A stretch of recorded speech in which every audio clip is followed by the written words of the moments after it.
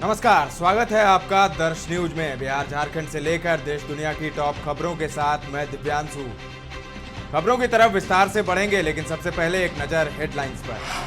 PIB की fact check unit की अधिसूचना पर सुप्रीम कोर्ट ने लगाई रोक। इलेक्शन कमिश्नर की नियुक्ति पर नहीं लगेगी रोक। एसबीआई ने चुनावी बॉन्ड से जुड़ा सारा डेटा चुनाव आयोग को सौंपा। सुप्रीम कोर्ट के आदेश पर निर्वाचन आयोग को दिया पूरा ब्यौरा। बीजेपी अध्यक्ष जेपी नड्डा ने कांग्रेस पर किया पलटवार। बोले, कांग्रेस को ऐतिहासिक हार का डर सता रहा है। लोकसभा चुनाव 2024 के लिए आरजेडी ने जारी की पहली लिस्ट। जमुई से अर्चना रविदास, गया से कुमार सर्वजीत और औरंगाबाद से अभय कुशवाहा होंगे उम्मीदवार। आईपीएल के आगाज से पहले एमएस धोनी ने छोड़ी कप्तानी। ऋतुराज गायकवाड़ होंगे सीएसके के कप्तान।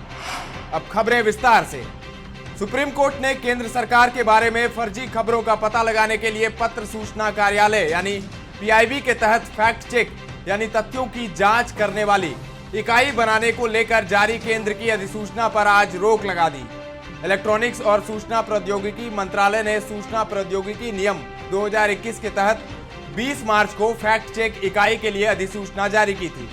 उधर चुनाव आयुक्तों की नियुक्ति मामले में सुप्रीम कोर्ट ने आज सुनवाई की, जिसके बाद जजों की पीठ ने कहा है कि अभी चुनाव आयुक्तों की नियुक्ति पर रोक नहीं लगाई जा सकती, क्योंकि चुनाव के तारीख निकल चुके हैं और ऐसे रोक लगाने से अराजकता का माहौल पैदा हो सकता है। कोर्ट ने कहा है कि निर्वाचन आयुक्तों की नियुक्ति वाले कानून का अध्ययन करेंगे, लेकिन इस समय हम अंतरिम राहत पर ध्यान केंद्रित कर रहे हैं क्योंकि चुनाव नजदीक हैं। स्टेट बैंक ऑफ इंडिया ने चुनावी बॉन्ड से जुड़ा सारा डेटा चुनाव आयोग को सौंप दिया है।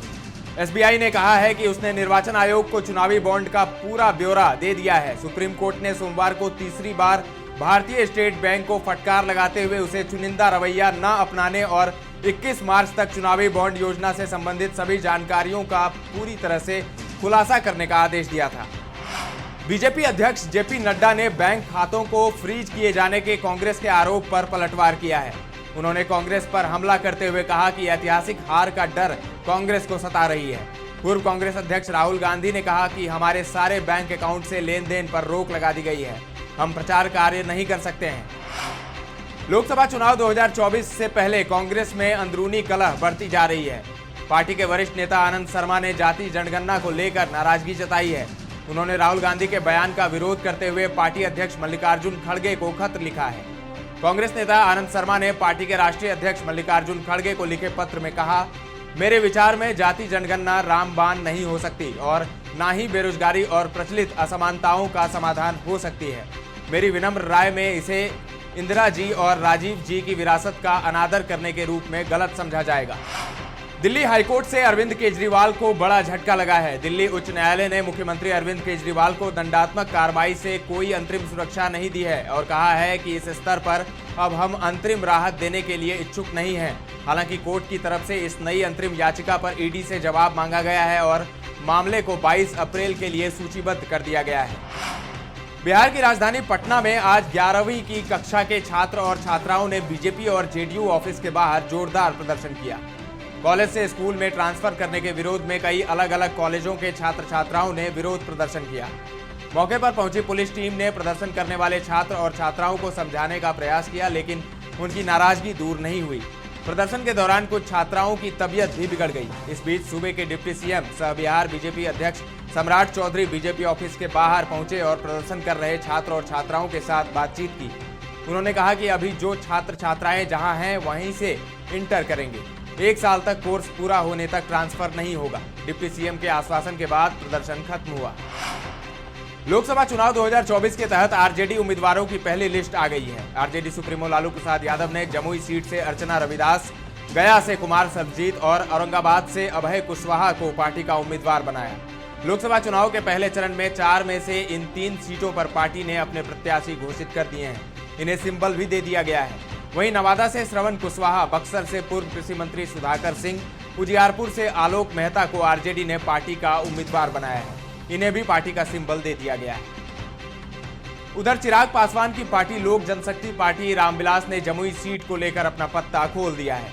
यहां से पार्टी अरुण भारती को मैदान में उतारेगी।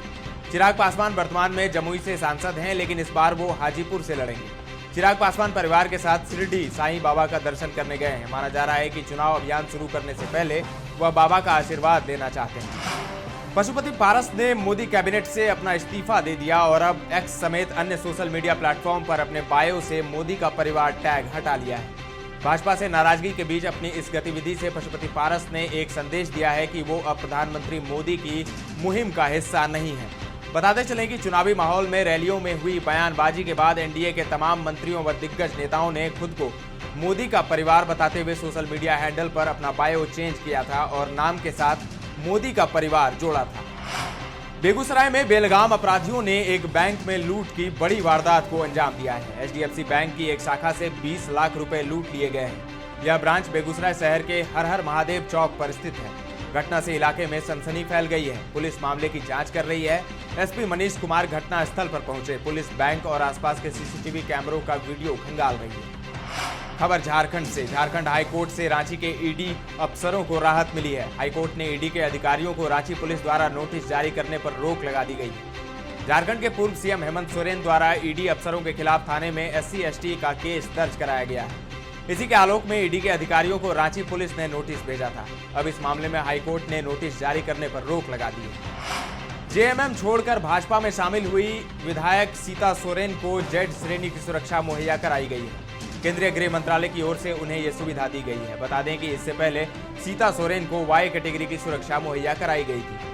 जेड कैटेगरी की सुरक्षा मिलने के बाद अब इन्हें कुल 33 जवान मिलेंगे। इसमें उनके आवास पर 10 सशस्त्र सुरक्षा गार्ड के अलावा 6 PSO, 12 सशस्त्र स्क्वाड, 2 वाचर और 3 प्रशिक्षित चालक मिलेंगे। खबर खेल जगत से। आईपीएल की सबसे सफल फ्रेंचाइजी में से एक चेन्नई सुपर किंग्स ने आगामी आईपीएल सीजन से पहले टीम में बड़ा बदलाव किया है। MS धोनी की जगह सलामी बल्लेबाज ऋतुराज गायकवाड़ चेन्नई सुपर किंग्स के नए कप्तान बन गए हैं। आईपीएल के आधिकारिक सोशल मीडिया हैंडल ने इसकी पुष्टि की। इससे पहले MS धोनी ने आईपीएल 2022 से पहले CSK की कप्तानी छोड़ी थी और रविंद्र जडेजा को टीम का कप्तान बनाया गया था, लेकिन टीम के खराब प्रदर्शन के कारण उन्होंने टूर्नामेंट के बीच में फिर से टीम की कप्तानी की थी। दर्श न्यूज के इस बुलेटिन में फिलहाल इतना ही, लेकिन ताजा तरीन खबरों का सिलसिला लगातार जारी है। देखते रहें दर्श न्यूज।